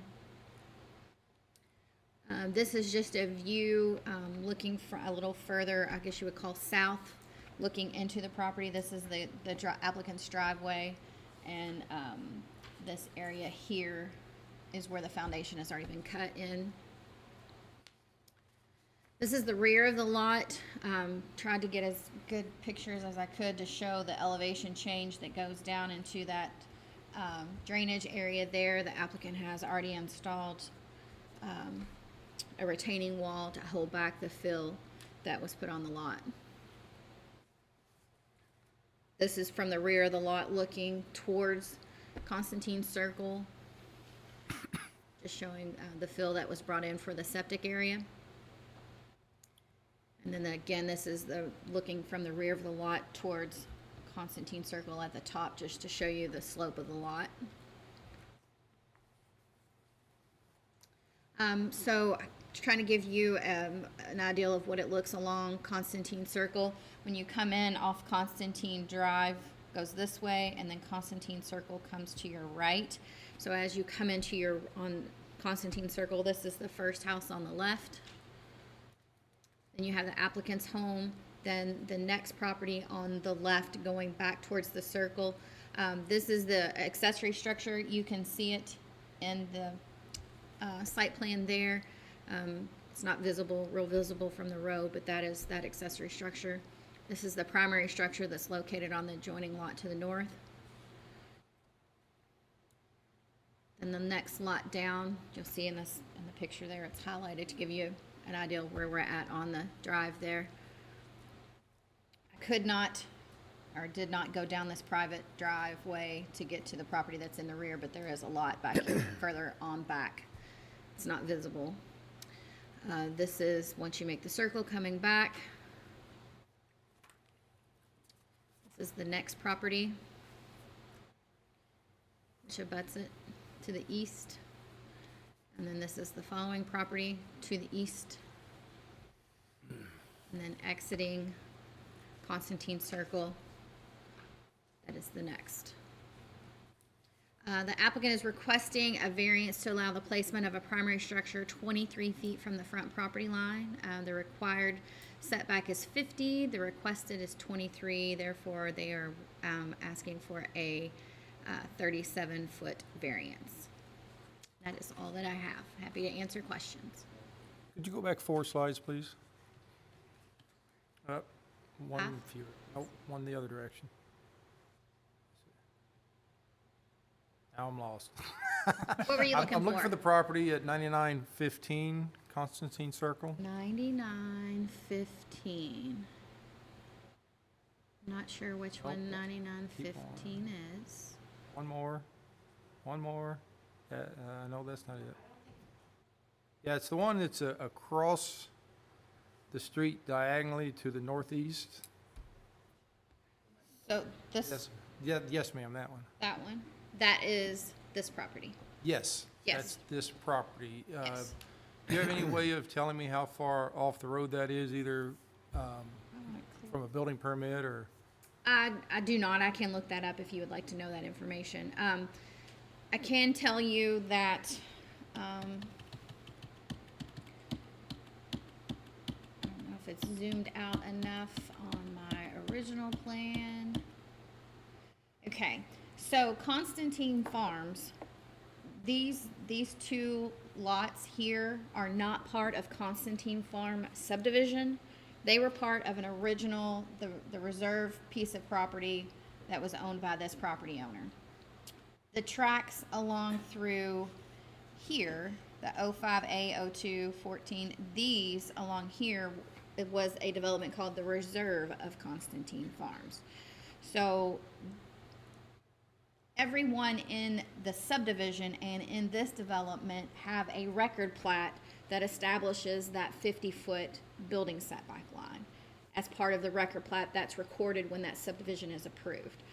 These two lots here were a sell-off years ago before this side, the reserve section, was completed. Therefore, there is no record plat establishing what the required yard is other than the zoning ordinance.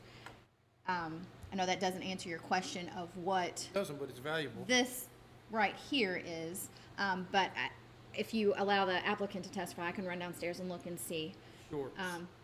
So the 50-foot then is zoning and not Not, part of the plat. not part of a record plat, correct, because That's these, important. these were lots, these lots were not created through the record plat of a subdivision process. They were a sell-off from this farm, when it was still a farm.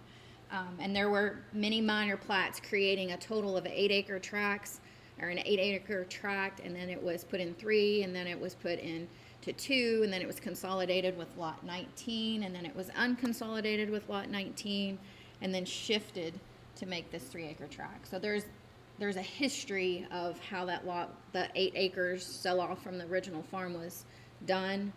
But just for clarification, that these 2 lots are not part of Constantine Farms subdivision. Your photographs show that you have walked over this property quite a bit in order Yes. to get those. And there was a snake. I'm so sorry to hear that. So if the neighbors heard a squeal, that was me. There was a snake. So sorry to hear that. Yeah. Having gone over that property, do you have an opinion of whether or not there are other buildable sites on that property? Not that I would suggest So for a hang on. site Hey, visit. yeah, let's, Yeah. let's hold that for the applicant, or we can do a site visit, yeah. Yeah, I was gonna suggest that it would behoove the board to go to the site. But the applicant does have a presentation that they will do as well. Thank you. I would like to get the, you said you can run downstairs and get the, What the building setback is for the one across the street, yes, I can do that during the applicant's presentation, sure. If you're gonna grab that one, I'm sorry, I can't. if you're gonna grab the setback on the home across the street, which has been asked about, could you put the picture back up there which shows the large green, okay, the green drainage area? You passed it up, it was there. Okay, so there's a home evidently, The next home is all the way over on this side. okay, but if going toward the far right side, as it's shown on the screen up here, there's also a home over there, isn't there? No, the home is over here. Ah, okay, This okay, is the rear. This is the back side of Constantine Farms okay. from Constantine Drive. This is their rear yard. Ah, okay, okay. Huh?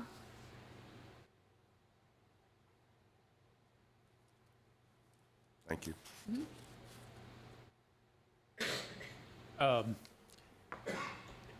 if we're done with questions, I'd like to find a picture that's similar to this, because I'm going to ask about exactly that, building locations.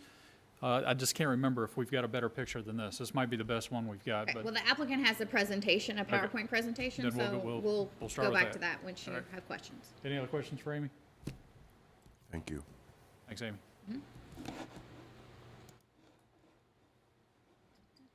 I gotta find their presentation. The applicant can come forward.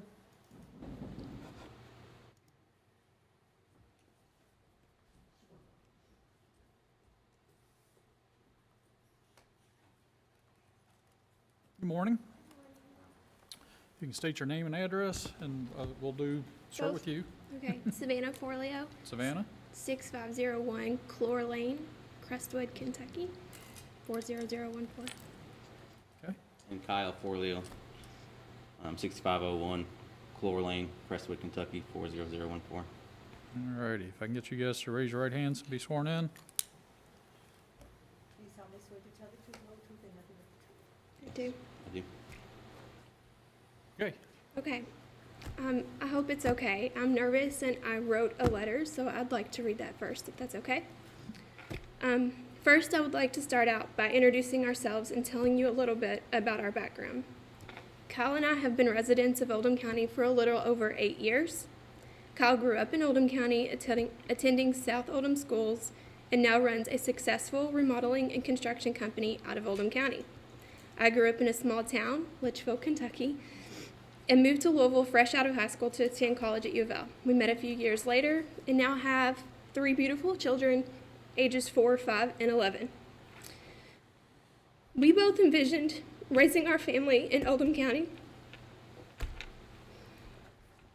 and them attending the Oldham County schools just as Kyle did growing up. I later worked in Crestwood at a local bank and joined several groups where I volunteered for community service. All of our friends live in Oldham County, and we love the wonderful community. The reason I tell you this is so that you know our family is deeply rooted here.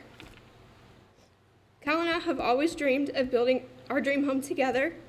This has been several years in the making of us saving as much money as possible to turn this into a reality. We found this lot on Constantine Circle last fall and fell in love with the beautiful neighborhood. I'll allow my husband in a few minutes to explain all the steps we took and due diligence in researching this property to make sure it was the right location to raise our family. Since purchasing this land, we have been preparing our family for the transition. We recently sold our home in a neighborhood we adored, where we became great friends with our neighbors, and our kids played together at each other's houses. While this was a very emotional process, selling our home to move our family into a small rental house as a temporary solution so we could financially support our construction loan, we knew it was the right decision to make to help us get one more step closer in making our dream home into a forever home. Because of our temporary housing situation, because of our temporary housing situation, we also made the decision to start our kindergartner out in the new school district so that he wouldn't have to switch to a new school next year once our house was complete and we moved in. Our intentions were never meant to break the rules or much less to upset anyone from our efforts on building our house. Now that we are aware of our situation and standing here before you explaining what this decision means to our family, I'm sure you all can only imagine the fear and panic we are feeling as this one decision can have such a huge impact on our family both emotionally and financially. We are devastated to learn that our entire savings and decisions to uproot our children from their home and friends to switching neighborhood schools could all be up in the air and for nothing. This variance request on our property is our only option without us experiencing a financial hardship. It absolutely breaks our hearts that we are starting off with what we thought was one of the most exciting adventures on the wrong foot. Our ask is that you please take all of the impacts this has on our family into consideration. And I'm going to turn it over to Kyle because he has the presentation. Should have read that after. Sorry. I put together a PowerPoint slideshow and took some videos of the property just so you guys can understand what the property looks like. It's hard to tell off pictures, so hopefully this helps. I'm not sure, you just tap on it, I guess. So we purchased this lot. We looked at the lot back in August 2016 and started doing research on this lot. It was a unique lot. It was definitely different than any other lot in the neighborhood, and that's why it's been sitting vacant for so long. Me being in the construction industry, we really loved the lot and natural layout, the natural springs and the rocks and natural boulders of the lot. We knew it would be challenging to build on, but we also knew that I could do it cheaper than hiring a builder if I built it myself. So we began requesting information from planning and zoning on all the deed restrictions and any surveys conducted on the property, which being that it's not part of Constantine Farms, maybe that's why it wasn't in the restrictions. There was no setbacks in any of the restrictions we received or anything we got. When I went and talked to zoning and planning, I don't even remember who I talked to, it's been so long ago, but I knew distance off the road was going to be an issue because of the fall off. Being unfamiliar with building new homes, I wasn't even sure what a setback was at that point. I just asked her what the restrictions were and what the easements were, and I was told 60 feet, 30 feet one way and 30 feet to the other, and I thought that was to the front of the structure. I even went as far as hiring a geotech engineer with Vector Engineers to come out on 8/23 to conduct a survey for ground stability because I was worried about the land sliding down or unsuitable for building. We ordered appraisal on property 9/21, and then we purchased the property on 10/3 in 2016 for $116,000.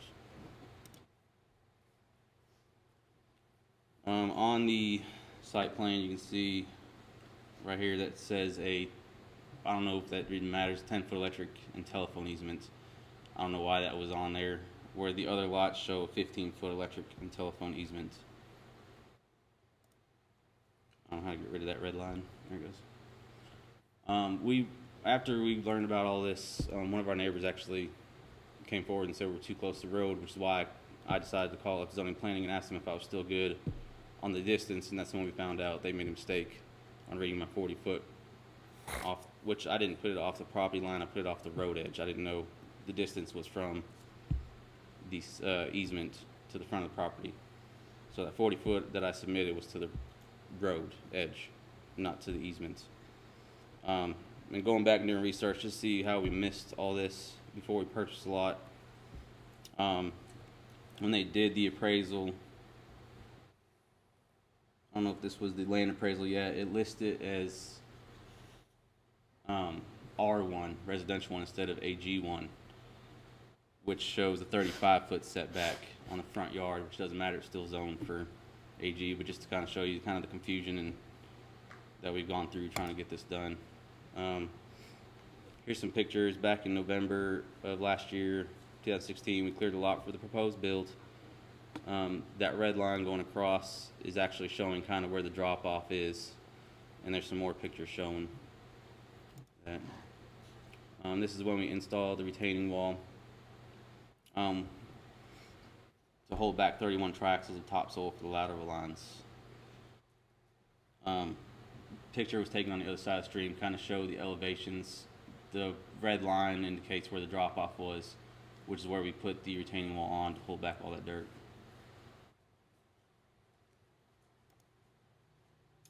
Just to show you the expenses on the property preparing for the build, we had $4,200 in clearing the lot, $15,000 for retaining wall to hold back of the topsoil, $8,700 in topsoil, $1,000 for grading the topsoil, $2,200 for foundation excavating, and $4,500 for custom plans for the proposed location of the build. So total investment was $35,600 plus the $116,000 for the lot, total of $151,000 we have invested to date.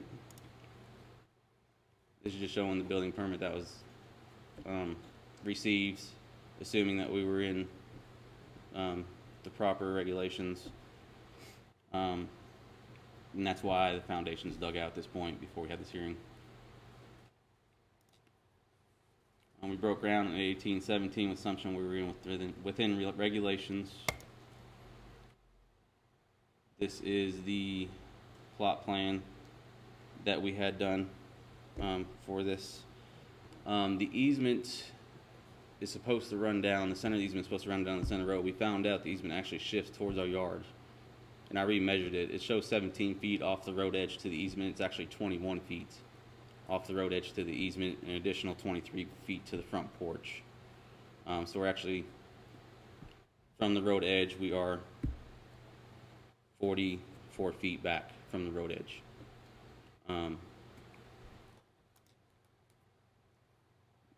This is where the video started. I'll just play them and kind of walk you through it. So I'll let you guys listen to it. How do I play?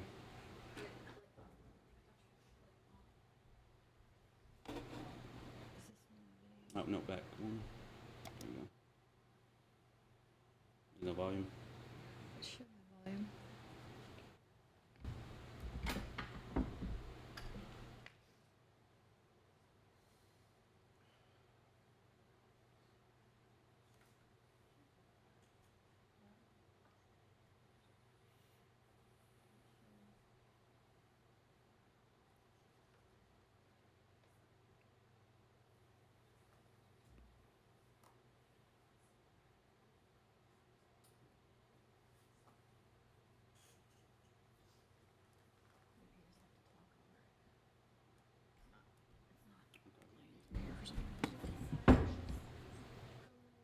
No, I don't know. I'll just walk through it. I kind of broke it down in sections. The red line indicates where the drop-off is behind the house. The blue lines are the retaining walls that we have installed for the lateral lines. So I'll take you to video of section 1, just kind of showing you what section 1 looks like. Hit the speaker on the, do that again. Go back, no, go back to where you were. No, I'm sorry. Right there, you see the speaker? Yep.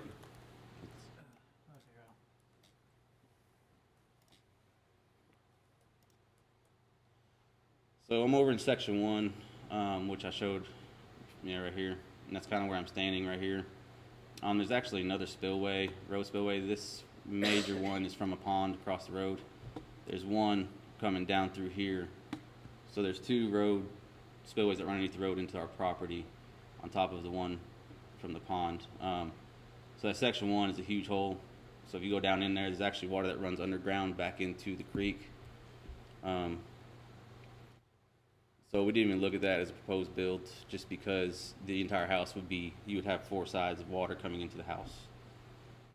On top of, just didn't seem suitable ground due to you had water running underneath and coming back out into the stream on the other side.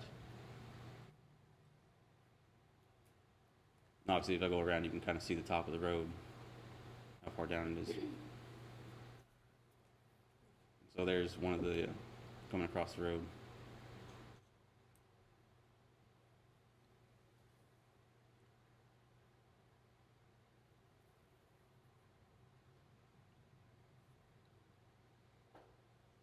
And then there's where it goes into the stream.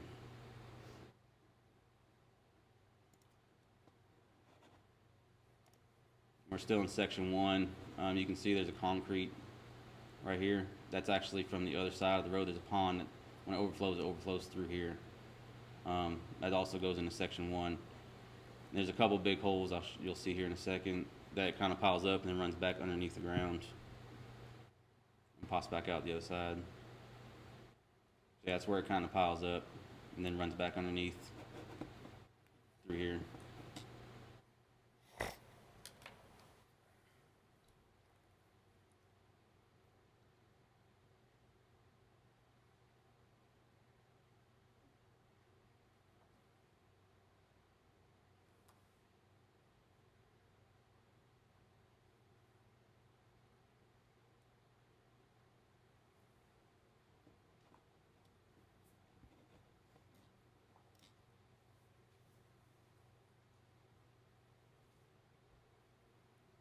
We're still in section 1, I believe, just kind of showing more down the hole.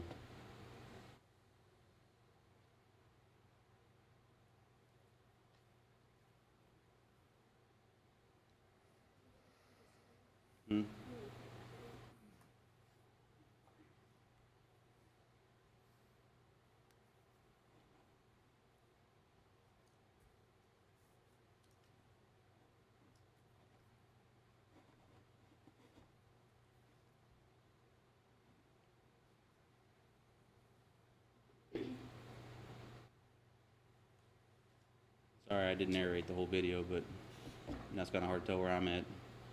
So that was section 1. And then I'm going to take you behind the property. So this is from the back side. This is where the water runs back underneath. Could you show us on the, before you go into this, where this area is here on? Yeah, that's section 1, which is all through here. Yep. But then Okay, you so said- one spillway, actually, the first one I was showing you runs through here and connects back over. This is where the concrete, there's a pond on the other side that runs through and spills in. So there's like huge holes all through here where water runs and then runs underneath the ground actually, and then pops back out down here behind the retaining wall, which I'll show you. The area that you were just going to show us when you just started the video again. Is back here, right here. Okay, that's on what the I back wanted to side, know. yep, on the other side of the creek. And I kind of start here, I kind of work my way back around the back side and then start back over here in section 2. Okay. So your intention is to show us the property I just all want to show you around? the property and the challenges for the property, correct? I don't remember which one. So this is the creek that runs through the backside. That's what runs through the entire middle of the property, which is shown. So I quit moving the camera so much. So I'm staying at the base of the creek, and this just kind of show you the elevation up to the retaining wall. So that's the proposed lateral lines. So I would say maybe 20 feet from that retaining wall down to the creek side, it drops 30, 35 feet.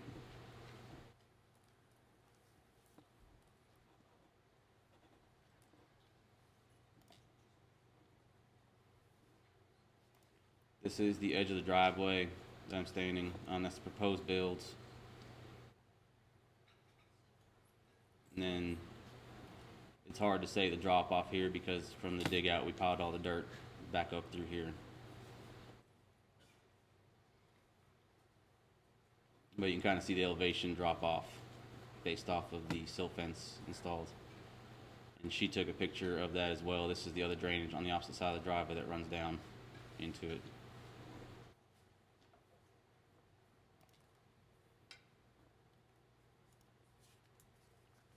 This is standing in section 2, which is to the right of the driveway. If you're standing in front of the house, it'd be to the right.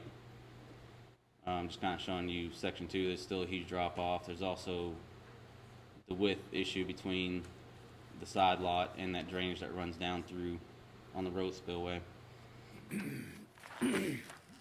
So width is a concern, and also if down that way, all 3 sides funnel into the house as well on that corner. So you still have 3 sides of water running into the house.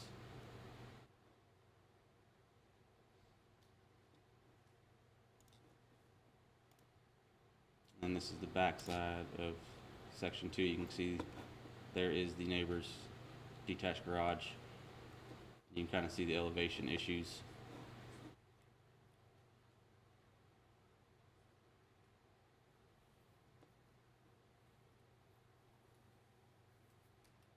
So there's not much distance between that creek that runs through and the neighbor's yard, side yard.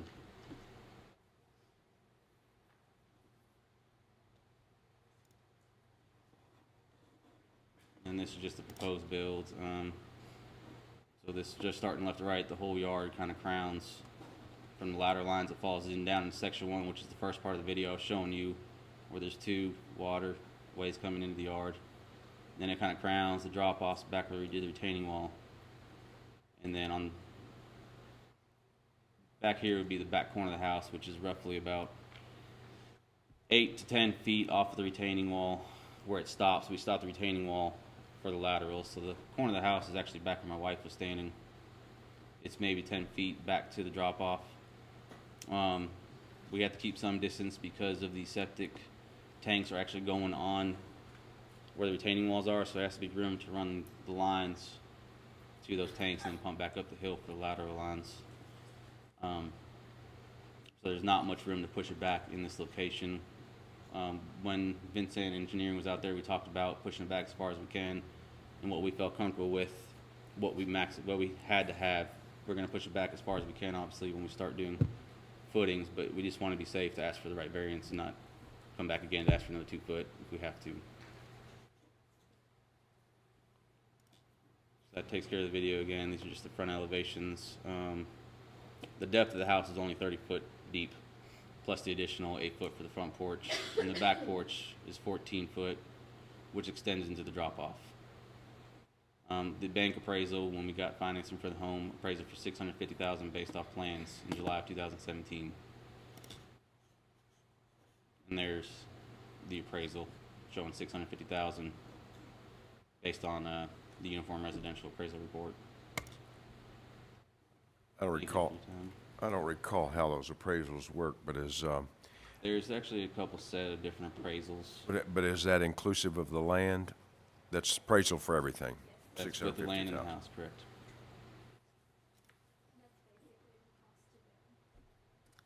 Is that the end of your presentation? Sure. Okay. Any questions for Savannah or Kyle? Kyle, I have a question pertaining to the Sure. purchase price of the property. They were asking $149 and you purchased for $116. Correct. Basically 70. Sorry. The purchase price of the property was $149, you purchased for $116. Yes, sir. So basically like 78% of the price of the property. Do you feel like you purchased that correctly based on appraisals that were received on the property? Or I'm just wondering of the 32% differential in price, that seems like a significant discount on that property. There's a reason for that. So we came to agreement, what was the original agreement? I think it was 150 is what we. 130. We originally agreed to purchase the property for $132,000, but then, It was upon site approval for septic right. and buildability. Okay. So it was based on site evaluation, which it failed, which is why we had to do the fill and wait. So we basically asked them for the price of the fill and some of the retaining wall off the lot. So I guess my question here is, and I'm not trying to put, answer in your mouth, but you bought the property at a discounted price, knowing that it was subject to some difficulties. Yes. Yes. Correct? Correct. Okay, I just wanted to determine that. Yes, sir. So, Kyle, I'd like to clarify one thing you said in your testimony. When you were, excuse me, when you were talking about engaging with your engineer to find an optimal building site, given all the information that you had at the end of this process, not at Yeah. the beginning of the process. Yes, sir. And what I thought you said was that you're asking for a variance for the closest that would be to the road, but you're gonna still try to push We're it gonna do further everything back? we can, yeah. Once I get the foundation people out there, we'll map it out and tell them this is at least the front, but I'm gonna push it back as far as I possibly can without being an issue of being too close to that fall off. So realistically, how far do you think that might be? Or, let That's me why ask we- you a that's- different question. Realistically, that's why we put the distance we did, because Well, let me ask you a different question, if I may, maybe a better question. When do you think you would know that? well, I've been talking to my foundation guys, and hopefully they'll start next week. So I would know next week, once we mark it out with them and what they feel comfortable with, suitable ground to put footings in on the backside. Is it possible that you don't even need to be here with that answer? No. No, I mean, I'd say what we're asking for is, I mean, obviously is what we think we can put, what we know we can push it back to. And hopefully we can get more, but the engineer didn't feel comfortable pushing it back any further. Just based on the fact that that's where he thought we had to be to build the house. I'm a little confused. I don't know what we're being asked to approve then. We don't know, so right now on the application, it's showing. The application is showing where the front of the structure will be. Okay, If I can push it back another foot or two, I will, based off of when foundation starts. It Okay, won't go so- any closer to the road. right. So but you're talking about 1 or 2 feet. You're not Yeah, not talking talking, about a lot. you're not talking 37 No. feet. No, there's not. Which the variance that was in there, we're asking for, I think it showed a 37 foot. It's Yeah, actually only It's 27 foot. 27. You take 23 off 50, it's 27. It's 27 feet, that's And that's exactly right. because the easement is so much larger on our side of the lot. As a part of, this is testimony. So as a part of the testimony, can you walk me kind of through your mental processes when you were looking at that property? You must have had some thoughts in your mind and so forth about, everybody that looks at property and thinks they're going to build a house has thoughts about that process. So kind of walk us through that if you don't mind. We first drove by the lot. I don't even remember how she found it, but she told me about it, and I drove out there with a friend of mine. And you drive along the front edge, it was so wooded that time and thick, I didn't even think you could walk back into the lot. Didn't think nothing of it, and then she wanted to go look at it, so we went out there, and we actually got out, and once you get in, it actually opened up and cleared out. Well, we came for a 1 acre flat grassed yard.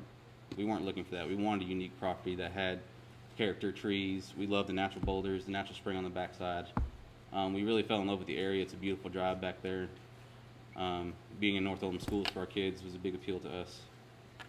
We liked the uniqueness of the lot. We knew there'd be challenges. We were warned, or at least made cautious by all of our peers that there's a reason that lot sat there for so long. I thought I was very diligent in the process of making sure we could build there. Again, I'm not experienced in building. I know remodeling, when we do additions, I show the distance from the road and edges, never encroaching on setbacks, so I never knew what the setback on top of the easement was in remodeling, because I was always fine. I never got into something where I had to do this. I was never asked the right questions and never was given the right information. All the paperwork we had, all the people I had out there, not one mention was, I think you're gonna be too close to the road. There's no way you're gonna be able to get the house far enough back to the creek side. Which again is no one's fault but my own. Okay, so did you say that I didn't ask the right questions? Yes. Oh. I didn't know to ask the right questions, put it that way. I don't know whether I should even ask this question, but I'm going to. You've seen a number of, or have you seen, or do you know how the folks that live around you feel about your wanting to build where you are and the setback and so forth? We've had some pushback since we bought the lot. No one's directly spoke to us about the concerns. Okay. Can you put that shot back up or something similar to that shot? And I had 60 on the brain, I guess, from the next case, and the math is incorrect. It is 27 instead of 37. Is Yeah, this that's the one fine, you want, that's Larry? fine, that's fine. So, actually, Amy, I'll ask you while you're up there. Okay. The road, I'm gonna ask the applicant's distance from the road here in a second, but is the road right there? No, the road is not drawn on here. Yeah. It's a right-of-way. Right away, yeah. Constantine Circle is a 60-foot right-of-way. You can only assume without a survey of the actual road, you hope that the road was put in the center of the 60-foot right-of-way, Okay. but that's only determined through a survey. Okay. All right, thanks. Kyle, Savannah, other buildable locations, obviously the drainage, you have difficulty with the main one in the back. However, talk to me about this area there. Actually, just talk to me about other buildable locations. I understand you've already sunk 16,000 into the prep work that you've done now, right? 30-something thousand. 30, okay. Talk to me about other possible locations. I'm looking at that area, I'm looking at, yes, that area, even over the water spill there. Talk to me about other buildable locations. I honestly do not believe there is another buildable location, considering the amount of money it would take. Why can't you So go back you would there? have to put a concrete, what am I trying to say, culvert to build a driveway and pile up dirt to get over top of that creek to get to the other side. The other side is an ungodly drop off compared to the front. Straight down. Okay, all right. It's hard to walk up. And what about area there? Here, there again is a drop off. Where the house is, everything slopes back down. So everything slopes back this way, back down, and then it also crowns this way, where this lot runs down and back in this way, and then tapers off back here. Okay, so everything kind of crowns back into this location. So you pretty much have 2 to 3 areas of water, of drainage running, trying to get into the house. And then you're talking about the obstacles of rerouting the spillway somewhere around, and then also the money we invested over in the laterals. I don't know, Charlie's here today, he may know this. I don't know how far you can pump out of a septic tank back up to the laterals we already invested so much money in. All right, so I believe I heard you say that there is no other buildable location on this. I do not believe there's another Piece of buildable land. location on this lot. So given the current regulations, this is an unbuildable lot. I believe so. It probably I believe it never should have been listed as a buildable lot. Say that one more time.